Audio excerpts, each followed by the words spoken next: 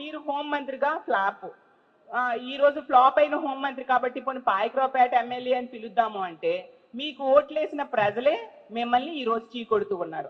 ఆ రోజు రాజేపేటలో మీరు వెళ్తే ఏ విధంగా తరిమి కొట్టారు ఈ రాష్ట్ర ప్రజలందరూ చూశారు. మీ నియోజకవర్గంలోనే ఒక ప్రాంతానికి మీరు అడుగు పెట్టలేని పరిస్థితిలో మీరు ఉన్నారంటే ఎంత ఫెయిల్యూర్డ్ హోంమంత్రో మీరు అర్థం చేసుకోవచ్చు.